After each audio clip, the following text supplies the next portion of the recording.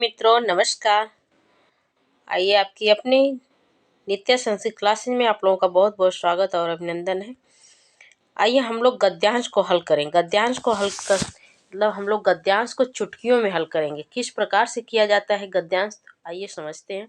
तो अक्सर आप लोग गद्यांश को जब पढ़ते हैं तो पूरा गद्यांश पढ़ते हैं, फिर उत्तर ढूंढने की कोशिश करते हैं।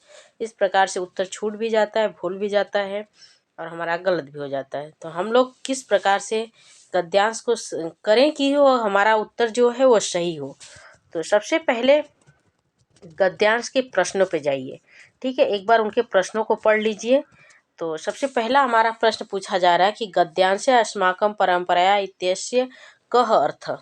सामाजिक परंपरायां कि पाश्चात्य परंपरायां कि वैदिक परंपरायां कि भारतीय परंपरायां, ठीक है। तो इस प्रकार से सबसे पहले प्रश्न पढ़ लेंगे। प्रश्नों के बाद अब हम आएंगे गद्यांश में। तो गद्यांश के सबसे पहला प्रश्न है, तो पहला प्रश्न पहले ही पैराग्राफ में होगा या तो पहले ही लाइन में मिल जाता है। अक्सर करके पहले ही लाइन में पहले प्रश्न का उत्तर मिलता है।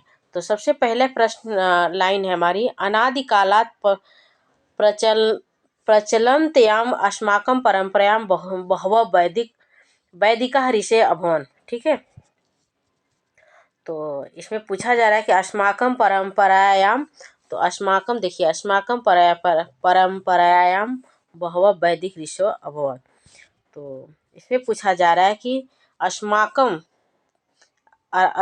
परंपरायां का क्या अर्थ होगा। अर्थ से आ रहा है इसमें। तो इसमें अस्माकं मिस होता है हमारी जो परंपरा चल रही है। हम कहाँ के रहने वाले हैं, तो हम भारत के रहने वाले हैं।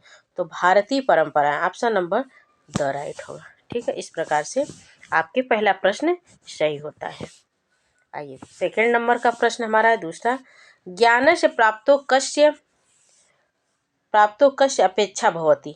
योग गुरु उपर्युक्त वातावरणस्य कि पाठ्यपुस्तकस्य कि पाठ्यसामग्री। तो पाठ्य सामग्रीणाम, तो इसमें देखिए, तो पहले प्रश्न का जो उत्तर है पहले ही लाइन में मिल गया। अब आइए हम अगले लाइन पे चलते हैं। तो आइए गद्यांश में चलते हैं। तो गद्यांश में है कि महर्षि वशिष्ठ, यहाँ तक हमने नहीं पढ़ा था, यहाँ तक ही हमारा उत्तर मिल गया था। परंपरा अस्माकं परंपरा फर्स्ट लाइन में ही। तो अब सेकंड लाइन का है कि ज्ञान से प्राप्त कस्य अपेक्षा भवति। अब इसमें देखिए कि ज्ञान से कहाँ पे लिखा हुआ है, ठीक है। ज्ञान से कहाँ पे लिखा हुआ है,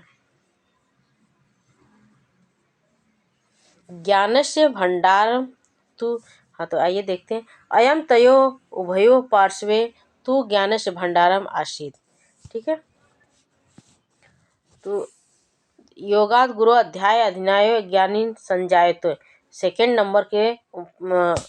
नंबर का जो लाइन है उसको पढ़िए। उचित वयस यथोचितम व्रतम पालयंतो तो महतो तपस्विनो अभवत योगात गुरु स्वाध्यायम अधीयानो तो ज्ञानिनो संजायतो, ठीक है।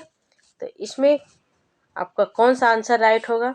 योग गुरु उपयुक्त वातावरणस्य कि पाठ्यपुस्तकस्य कि पाठ्य सामग्रीणाम। तो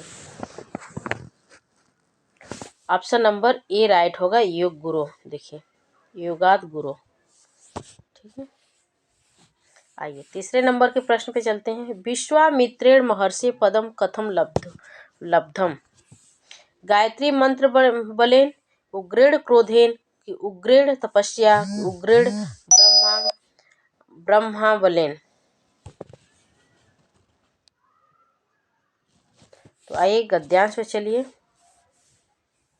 तो अन्यो महर्षि विश्वामित्र स्वभाव क्रोधी आसीत, क्या है क्रोधी, परंतु उग्राणि तपांसी समाचारा तेन ब्रह्मर्षि स्थानम प्राप्तम।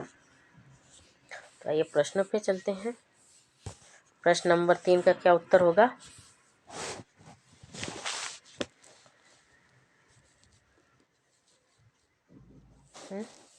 उग्रेण आया है ना इसमें, उग्रेण ऊपर अभी आपने पढ़ा। तो ऑप्शन नंबर सी राइट होगा, उग्रेण तपस्या, तपसा।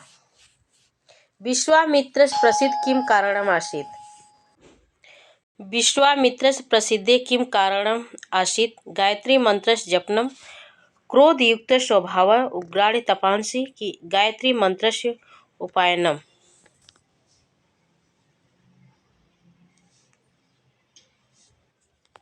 इसमें ऑप्शन नंबर डी राइट होगा, द गायत्री मंत्रस्य उपायनम्। ठीक है, तो इस प्रकार से हम उत्तर ढूंढने की कोशिश करेंगे तो हमारा उत्तर जो है सही होगा।